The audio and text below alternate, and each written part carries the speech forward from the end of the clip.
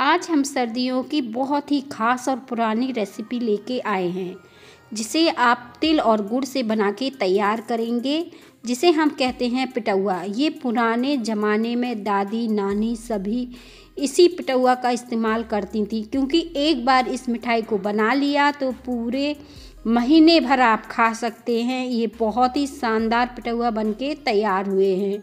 आप देखें कितने क्रंची और बढ़िया दिख रहे हैं।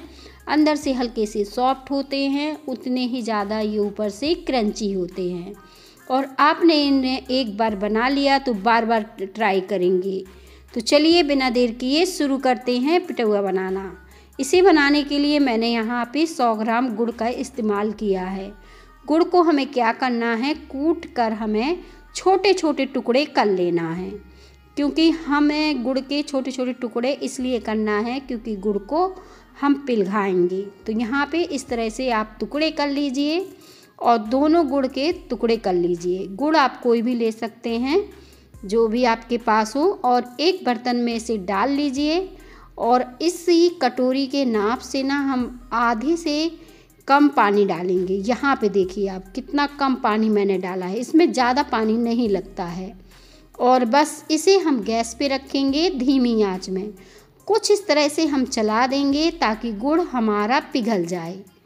और अब देखें थोड़ी ही देर में हमारा गुड़ पिघल जाएगा तो हम गैस को बंद कर देंगे और इसे निकाल लेंगे। इसे हमें गरम गरम ही इस्तेमाल करना है।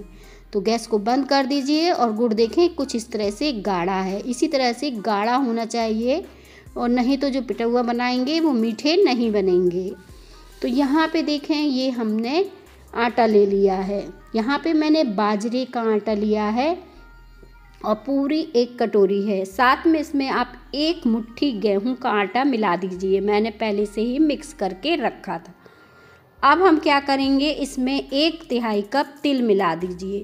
तिल अपने हिसाब से आप कम ज़्यादा कर सकते हैं, पर थोड़ा ज़्यादा तिल डालेंगे तो बहुत ही अच्छा इसका फ्लेवर आएगा। बहुत ही बढ़िया ये पिटौआ हमारे बनके तैयार हो जाएंगे।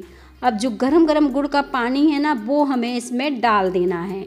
तो कुछ इस तरह से इसे चलाएंगे और छान कर डालेंगे, क्योंकि गुड़ में थोड़ा बहुत कचरा रहता है तो वो भी निकल जाएगा। तो गरम पानी हमें इसमें डाल देना है और कुछ इसे चम्मच की सहायता से मिक्स कर देना है। अभी हम हाथ नहीं लगाएंगे, थोड़ा सा हल्का सा ठंडा होने देंगे और इस तरह से चम्मच से चला देंगे। तो जितना आपको लगे उतना पानी आप डाल दीजिए, क्योंकि इसका हमें मीडियम साइज़ का डो लगाना है। बहुत ज़्यादा टाइट नहीं और बहुत ज़्यादा सॉफ्ट नहीं, ठीक है। अब और जैसे हम पराठा रोटी के लिए लगाते ठीक उसी तरह का। तो बस इस तरह से हम इसे इकट्ठा करेंगे, इस तरह से चला देंगे और हल्का सा इसे फैला देंगे ताकि ये ठंडा हो जाए।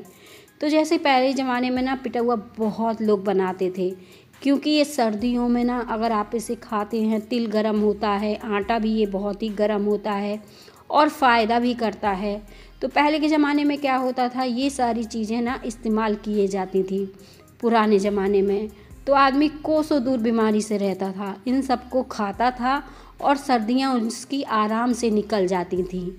उसे पता भी नहीं चलता था, ना इस घुटनों का दर्द वगैरह होता था और ना सर्दी जुकाम खांसी इस तरह की चीज़ें, क्योंकि तिल गरम होता है और जो गुड़ है वो भी गरम होता है और जो आटा हमने इसमें डाला है वो भी गरम होता है। ये सारी गरम चीज़ें इसमें पड़ी हैं। अब हमें क्या करना है, इसको अच्छे से मसल के इस तरह से चिकना डो लगा के तैयार करना है। मसलना बहुत ज़रूरी है इसे, क्योंकि ये इस तरह से ऐसे बिखरा बिखरा रहता है, लोच नहीं रहती है, तो वो लोच हमें लाना है इसमें। तो अच्छे से आपको चिकना कर लेना है मसल के। तो कुछ 2 से 3 मिनट ही लगेंगे, बहुत ज़्यादा समय नहीं लगेगा और ये डो तैयार हो जाएगा आपका। तो बस इस तरह से डो को अच्छे से चिकना कर लीजिए। तो बहुत ही शानदार ये देखें डो लग के अब हमारा तैयार हो गया है। अब हम इससे पिटौआ बनाएंगे तो बहुत ही ईज़िली बनेंगे।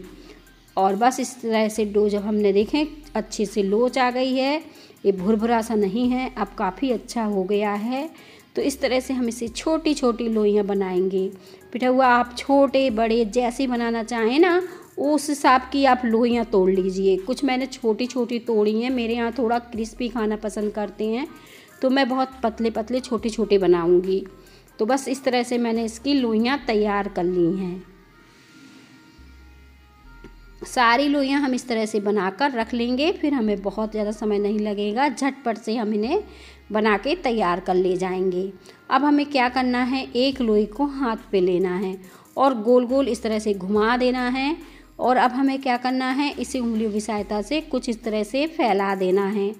अगर आप बच्चों के लिए या बड़ों के लिए बना रहे हैं तो कुछ पतले पतले इस तरह से बना सकते हैं। अगर घर में बुजुर्ग लोग हैं तो उनके लिए थोड़े मोटे बनाइए तो सॉफ्ट बनेंगे। ठीक है, अब इस तरह से हमें सारे बना के तैयार कर लेने हैं।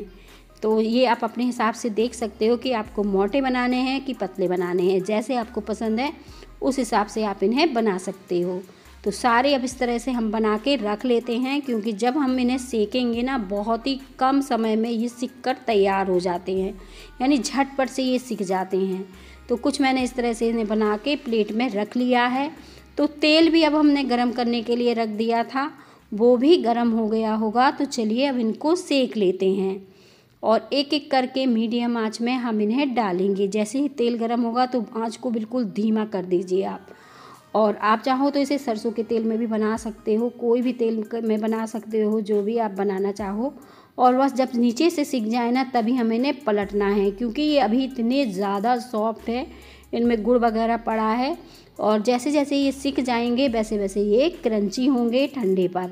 तो अभी तो ये बहुत सॉफ्ट हैं। आप इन्हें पलट दीजिए आराम से धीरे धीरे करके और इन्हें सिकने दीजिए जब तक कि इनका अच्छा सा कलर ना आ जाए।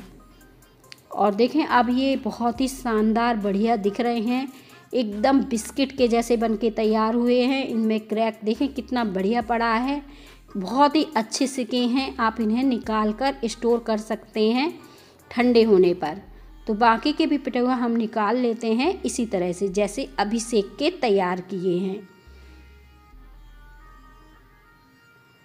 तो देखें कितने शानदार ये बनके तैयार हो गए हैं, देखने से ही आपको पता चल रहा होगा। अब बाकी के भी हमें इसी तरह से सेक लेना है और एक कटोरी आटे से ना आप ढेर सारे इन्हें बना के तैयार कर पाओगी। झटपट से बन जाती है, शानदार रेसिपी है। इसका मज़ा आप सर्दियों में धूप में बैठ के खा के लीजिए, बड़ी ही मज़ेदार रेसिपी है। क्योंकि जब हम धूप में बैठते हैं ना तो कुछ ना कुछ खाने का मन करता है, लगता है लाओ कुछ ला के धूप में बढ़िया खाया जाए। तो आप इसे बना के रख सकते हो, आराम से धूप में बैठ के खा सकते हो। बहुत ही शानदार और बढ़िया रेसिपी है। उम्मीद करती हूँ आज की रेसिपी बहुत पसंद आई होगी। और जैसे बिस्किट होती है ना अंदर से मतलब क्रंची सी, अंदर से थोड़ा सा सॉफ्ट सी, वैसे ही ये बनके तैयार हुए हैं। मिलेंगे हम इसी तरह की और नई वीडियो के साथ, तब तक के लिए बाय बाय।